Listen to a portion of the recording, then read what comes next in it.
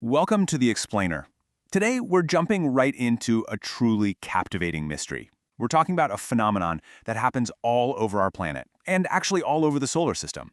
We're going to look at how turbulent wind and seemingly chaotic dirt somehow manage to come together to create perfect, monumental order. It's an incredible story of physics, scale, and nature's almost unbelievable ability to organize itself. Let's dive in. It really makes you pause, doesn't it? I mean, if you think about it intuitively, you might expect that when turbulent wind blows across millions of loose particles, it would just spread them out randomly into nothing special. You'd probably expect a flat, totally featureless mess. But instead of random noise, wind and sand create these incredible wave-like landforms. To understand how this beautiful architecture arises out of total chaos, we got to start at the very beginning. Section 1. The Paradox of Sand. So to solve this mystery, we first have to totally reevaluate what we think we know about the materials involved, because sand itself is actually incredibly weird. The absolutely crucial point here is that sand isn't just a specific type of dirt or a certain mineral. It's actually strictly defined by its size. Anything, literally anything, that is between 1/16 of a millimeter and 2 millimeters is technically sand. It's this specific Goldilocks size that allows it to act like a complete paradox. I mean, think about it. You can sit on it like a solid. You can pour it out of a bucket so it flows like a liquid, and in a windstorm it flies around and behaves almost exactly like a gas. And because it's defined entirely by size, not what it's made of, sand can be composed of almost anything. We usually just think of quartz from broken down rocks, but sand can be volcanic ash or pure white gypsum like you see out in New Mexico. It can be ground up coral, seashells, or even the skeletons of ancient plankton. Under the right conditions, even small snow crystals act as sand. And incredibly, on the beaches of Normandy, there's what's known as war sand, which is microscopic particles of shrapnel left over from the D-Day invasions. Sand is quite literally a physical record of our planetary history. And that right there brilliantly illustrates why sand is so special compared to everything else on the ground. You see, if material is too small, like dust, the wind just sweeps it up and it can stay airborne for thousands of miles. If material is too big, like rocks or heavy gravel, well, the wind barely moves it at all. But sand is the absolute perfect middle ground. It's just small enough to get lifted into the air by a sudden gust, but heavy enough that it just can't stay up there. It quickly falls back down, meaning it continuously bounces along the surface of the earth. Section 2. Ripples. Order from chaos. Let's zoom into the micro scale for a second to look at the invisible physics happening right at your feet. When a grain of sand gets lifted by the wind and falls back to the ground, it doesn't just land gently. No, it splashes. It acts like a tiny little meteorite, driving more grains of sand up into the air. Eventually, by pure chance, a slightly larger amount of sand lands in one tiny random spot. That creates a micro hump. And because there's a hump, even more sand hits it. And directly behind it, a tiny little shadow forms where less sand lands. This creates a self-organizing feedback loop that just repeats over and over again. It's truly amazing. Bouncing sand is basically the physical version of TV static. It is a completely turbulent, chaotic system. Yet, out of that static, perfectly spaced ridges naturally form. They act almost like the unique fingerprints of the landscape. These foundational concepts of how wind shapes land, which are known as aeolian processes, by the way, were actually discovered back in the 1920s by a British explorer named Ralph Bagnall. And get this, he figured it out while driving a caravan of Ford Model A's across the Libyan desert. Section 3. The Physics of Dunes.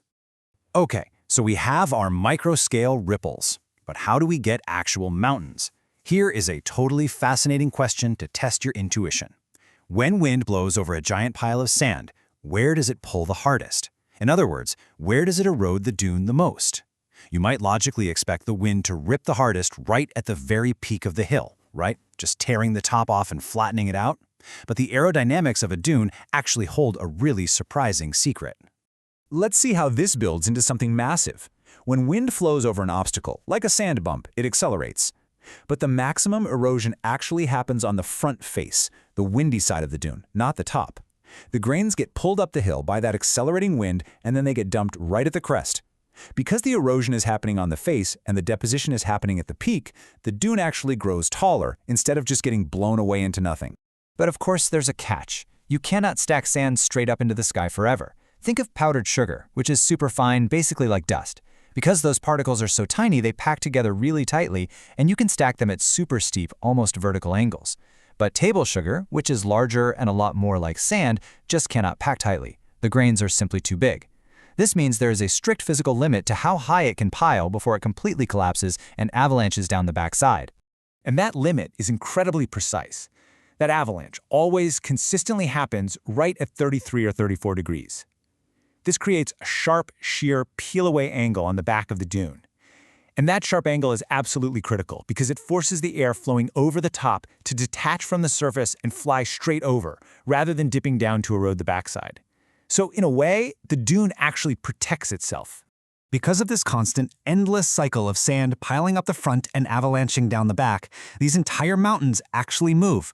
Whole dunes migrate across the landscape over months or years, and as they move, they take on distinct, beautiful shapes depending entirely on the direction and behavior of the wind. Shapes like transverse, Barchan, longitudinal, and star dunes. So the shape of a dune is a literal historical record of the wind that created it. Section 4. Why moving sand matters.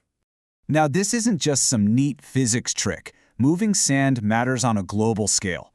As temperatures rise on Earth, and as human activities like urbanization, mining, and deforestation expand, our usable lands are degrading.